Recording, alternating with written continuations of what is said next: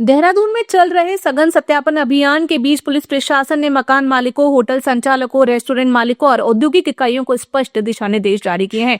शहर में भारी व्यक्तियों की बढ़ती आवाजाही और सुरक्षा के मद्देनजर पुलिस ने सभी संस्थानों को अपने यहाँ कार्यरत कर्मचारियों और किराएदारों की पहचान सुनिश्चित करने को कहा है।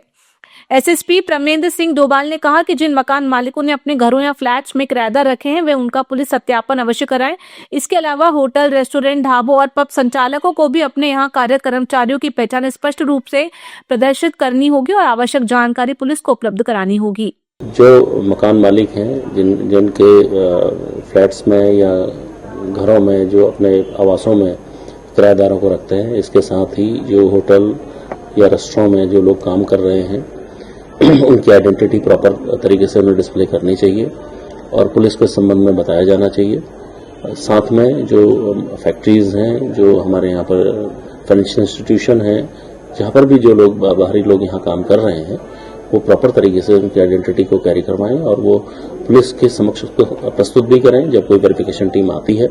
इसके साथ ही मैं ये भी कहूँगा, जो होटल, ढाबे या पबों में कई बार जो बड़े बाउंसर्स हैं या इस टाइप के भी लोग अभी हमारे संज्ञान में आए हैं, उनका भी प्रॉपर वेरिफिकेशन कराया जाना है। अगर किसी के भी अगेंस्ट कोई अभियोग पंजीकृत है या बड़े अभियोग पंजीकृत हैं, उनके खिलाफ हम आगे की कार्रवाई सुनिश्चित कराएंगे। मुख्यमंत्री पुष्कर सिंह धामी ने आज हरिद्वार में मेला भवन में आगामी 2027 में होने वाले कुंभ मेले की तैयारी को लेकर समीक्षा की। उन्होंने कहा कि कुंभ को भव्य और दिव्य बनाने के लिए कोई कसर नहीं छोड़ी जाएगी और सभी बुनियादी सुविधाओं की समय सीमा तय कर दी गई है।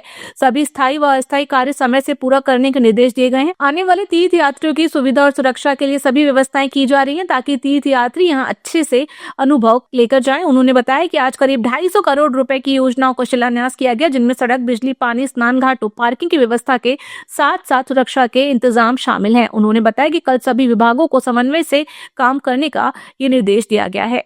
चार धाम को लेकर तैयारियां हमारी बिल्कुल अंतिम चरण पर है।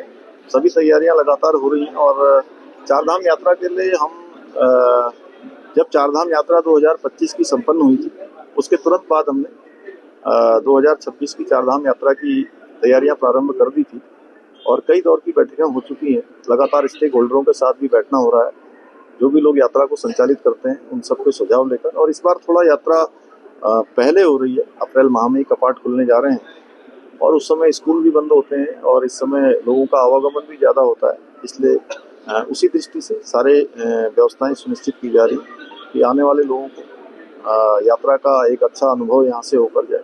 कई विधायक हैं सर जो आज उत्तराखंड क्रांति दल की केंद्रीय महामंत्री किरण रावत ने सरकार को घेरते हुए कहा कि पुटकुल में प्रबंध निदेशक प्रकाश चंद्र ध्यानी की नियुक्ति माननीय उच्च न्यायालय ने रद्द कर दी है और सरकार को अंतरिम व्यवस्था करने का निर्देश दिया है।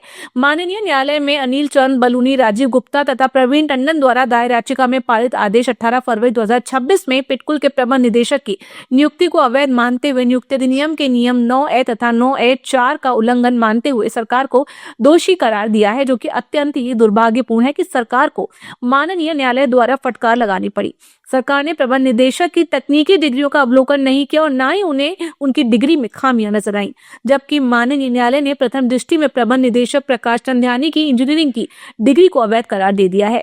कि यदि उच्च न्यायालय की अवमानना इस प्रकार से सरकार कर रही है तो आम जनता को जो है किस प्रकार से इससे सीख मिलेगी। आप बात करें ऋषिकेश में बापू ग्राम की, जहाँ पर हाईकोर्ट की अवमानना की बात हो रही थी, 50,000 लोगों को उन्होंने वहां पर बेघर कर दिया। आप बात करते हैं अतिक्रमण की कि माननीय उच्च न्यायालय की अवमानना हो रही है तो रातों रात जो दुकानें ध्वस्त कर दी जाती है, घर ध्वस्त कर दिए जाते हैं। लेकिन जब बात एक व्यक्ति की हो रही है, एक सिंगल व्यक्ति की, तो उस पर जो है सरकार कोई उचित कदम उठा ही नहीं पा रही है। तो सरकार क्यों उन्हें बचाना चाह रही है? हम ये पूछना चाहते हैं सरकार से। देहरादून स्थित नानुरखेड़ा शिक्षा निदेशालय में उस समय अफरा तफरी मच गई जब अशासकीय विद्यालयों से जुड़े विवाद के दौरान प्रारंभिक शिक्षा निदेशक अजय कुमार नौडियाल पर कुछ लोगों ने जानलेवा हमला कर दिया। इस हमले में निदेशक के चेहरे और सिर पर गंभीर चोटें आई हैं। अशासकीय विद्यालय प्रबंधन से जुड़े कुछ सदस्य अपनी मांगों को लेकर शिक्षा निदेशालय पहुंचे थे। इसी दौरान निदेशालय के कार्मिकों और प्रबंधन के प्रतिनिधियों के बीच कहासुनी हो गई, जो देखते ही देखते तीखे विवाद में बदल गई। विवाद बढ़ने पर कुछ लोगों ने निदेशक अजय कुमार नौडियाल पर हमला कर दिया। घटना के समय विधायक उमेश शर्मा काऊ भी मौजूद थे। बताया जा रहा है कि वे ही अशासकीय विद्यालय प्रबंधन के सदस्यों को लेकर निदेशालय पहुंचे थे। हमले के बाद घायल निदेशक को तुरंत उपचार के लिए अस्पताल ले जाया गया है, जहां उनका इलाज चल रहा है। घटना की सूचना मिलते ही पुलिस मौके पर पहुंच गई और मामले की जांच शुरू कर दी है। विद्यालय का नाम परिवर्तन करवाना चाहते थे और जो कि हमारे स्तर का नहीं, शासन स्तर का मामला है। ठीक है। और हमने उनको बताया कि शासन स्तर से ये लंबित है, वहाँ भेजा हुआ है प्रकरण। बस तो इसी बात पे उनके साथ जो और जिनको लेके आए हुए थे उनके साथ उनने, विधायक जी वहाँ मौजूद थे जब आप? बिल्कुल विधायक जी के साथ ही सब लोग आए थे। स्टाफ के लोगों ने विधायक को कमरे में बंद भी कर दिया था। स्टाफ के लोगों ने बंद नहीं किया, विधायक के लोगों ने कमरा बंद किया।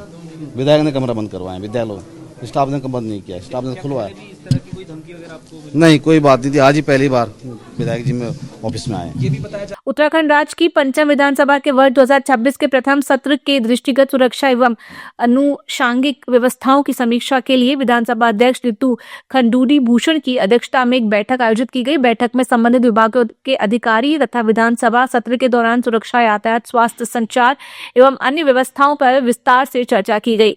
इसी क्रम में विधानसभा अध्यक्ष ऋतु खंडूड़ी भूषण ने बताया कि सत्र के प्रारंभ होने से पहले सिक्योरिटी बैठक की गई है और सत्र सुरक्षित तरीके से पूर्ण हो उसके लिए बैठक रखी गई है।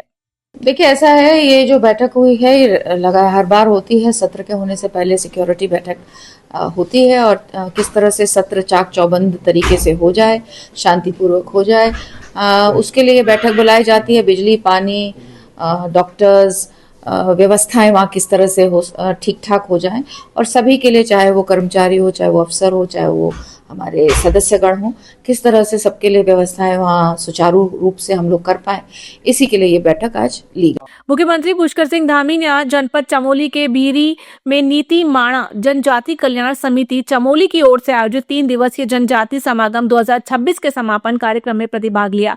इस अवसर पर मुख्यमंत्री ने दीप प्रज्वलित करते हुए सभी का अभिनंदन किया और भूटिया समुदाय की नीति माणा की महिलाओं ने पारंपरिक परिधान में मुख्यमंत्री का स्वागत किया। मुख्यमंत्री पुष्कर सिंह धामी ने अपने संबोधन में कहा कि ये कार्यक्रम हमारी जनजातीय परंपराएं, सांस्कृतिक विरासत को सहेजने और नई पीढ़ी तक पहुंचाने का माध्यम है। जनजातीय समाज ने सदियों से अपनी परंपराओं और प्राकृतिक संरक्षण की भावना को पहचान दिलाने का काम किया है।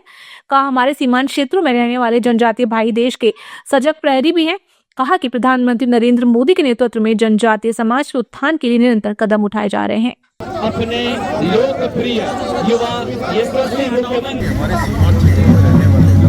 हर समाज में अपनी आजीविका को बढ़ाएं, अपने देश के पारंपरिक